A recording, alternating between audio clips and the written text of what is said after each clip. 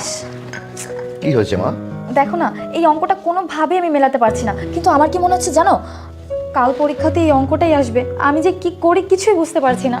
আপামনি, যদি কিছু মনে না করেন তাহলে আমার কাছে একটু দেন, আমি অঙ্কটা দিয়ে দিতেছি। এই চুপ কর তো, তুই দেখবি মানে?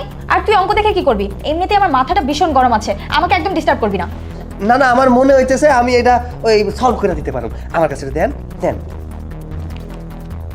এই তো সোজা, আমি ঠিক করে দিতেছি। এই যে প্লাস, এই যে এই দেন, সলভ হয়ে গেছে। কত সোজা হয়েছে? হ্যাঁ বাবা, একদম সঠিক। সৈকত, তুমি লেখাপড়া জানো? না না, আমি লেখাপড়া জানুন কই থেকে। ওই যে গ্রামের স্কুলে আমি পড়ছিলাম, ওই ক্লাস 10 পর্যন্ত। এই অঙ্ক আমি খুব ভালো পারতাম। এর জন্য স্যার আমার সবসময় কইতো তুই অনেক বড় ইঞ্জিনিয়ার হবি। পড়াশোনা তো আর ঠিকঠাক করতে পারি নাই, তার হইতেও পারলাম না। তুমি এসএসসি পাস করেছো? এসএসসি? ও, ওই যে ক্লাস 10-এর পরে যেটা বড় পরীক্ষা দেয়। না গো সাহেব, আমি ওইটা পড়তে পারি নাই।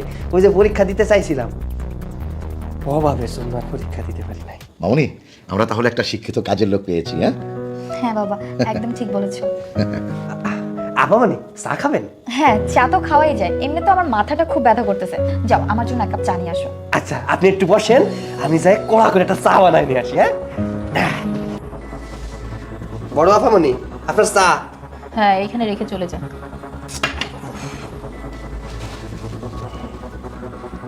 আপামনি, আমার মনে হইতেছে কি আপনি মনে হয় কোনো বিষয় নিয়ে চিন্তা করতেছেন না?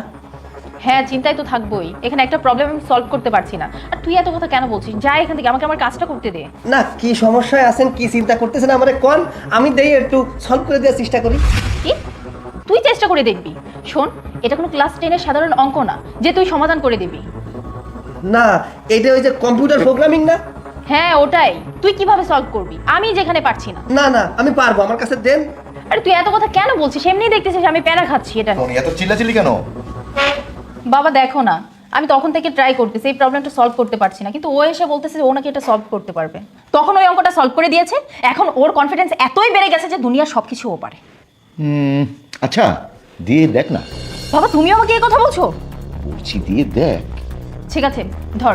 এই যে দেন, আমি ঠিক করে দিচ্ছি। আপামনি, ইন্টারটা আপনি চাপেন, এই যে চাপ দেন। হয়েছে? বাবা হ্যাঁ, এটা কিভাবে সম্ভব? তুই এটা কি করে করতে পারলি? আমি সিএসসি এর স্টুডেন্ট হয়েও এটা করতে পারিনি। তাছাড়া আমার টিচাররা হিমশিম খেয়ে যায়, এটা সলভ করতে পারে না। আর তুই, মানে বুঝলাম না বাবা, ও কিভাবে এটা সলভ করলো? সৈকত, আমার মেয়ে সিএসসির স্টুডেন্ট, তার টিচাররাও হিমশিম খেয়ে যায়। আর আর তুই এটা কি করে সলভ করলি? তুই কে? ওই যে ওই আপামনি আমি দেখছি না মাঝে মাঝে টিপাটিপি করে, আমি ওই দেশি পেয়েছি। সৈকত, আমার মাথার চুল দাড়ি কিন্তু সাদা হয়েছে এমনি এমনি না। আমি তোকে বলছি, সত্যি করে বল তুই কে, তা না হলে কিন্তু আমি তোকে পুলিশে দেবো।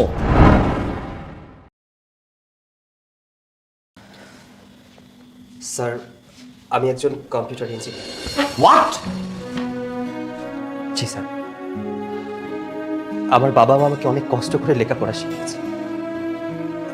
আমি অনেক গরিব পরিবারের সন্তান। আমার বাবা মা তো অনেক কষ্ট করে আমাকে লেখাপড়া শিখিয়েছে ঠিকই, কিন্তু একটা চাকরি জোগাড় করতে পারিনি আমি। আমি যেখানে চাকরির জন্য গিয়েছি সেখানে আমার কাছে টাকা চেয়েছে। আমাদের একটা ঘর আছে শুধু, আর কিচ্ছু নেই। জমি জমা বলতে কিচ্ছু নেই। আর যেখানে চাকরির জন্য গিয়েছি এত পরিমাণ টাকা চেয়েছে যে আমি চাকরি করতে পারিনি। পরে ভাবলাম ব্যবসা করব, কিন্তু কি ব্যবসা করব? ব্যবসা করতে গেলেও পুঁজির প্রয়োজন। স্যার, আমার পরিবারের কোনো সামর্থ্যই ছিল না যে আমাকে একটা ছোট্ট একটা দোকান দিয়ে দিবে অথবা একটা চাকরি দিয়ে দিবে। আমাকে কেউ একটু দুটো টাকা দিয়ে সাহায্যও করেনি। স্যার, আমার বাড়িতে আমার মা খুব অসুস্থ, মায়ের চিকিৎসার জন্য অনেকগুলো টাকা লাগবে। ডক্টর বলেছে আমার মায়ের একটা কিডনি অলরেডি নষ্ট হয়ে গেছে। আমি আমার মাকে কিভাবে বাঁচাবো বলুন? পরে কোনো কাজ না পেয়ে শুনলাম আপনাদের বাসায় একটা কাজের লোক দরকার, তাই আপনাদের বাসায় এসে কাজ করা শুরু করলাম। আমি ইচ্ছা করে আপনাদেরকে বলিনি আমি শিক্ষিত। যদি বলতাম তাহলে হয়তো এই বাড়িতে কাজটা করার সুযোগ আমি পেতাম না, কারণ এত শিক্ষিত মানুষকে কেউ বাড়ির কাজ দেয় না। আমাকে মাফ করে দিবেন, আমি মিথ্যা বলে আপনাদের এখানে কাজ নিয়েছি। দয়া করে আমাকে আপনার বাড়ি থেকে বের করে দিবেন না, তাহলে হয়তো আমার মাকে আমি বাঁচাতে পারবো না স্যার। প্লিজ স্যার, আমাকে ক্ষমা করে দেন। সৈকত, আজ থেকে এই মুহূর্ত থেকে আমার এই বাড়ির কাজ তোমার জন্য বন্ধ।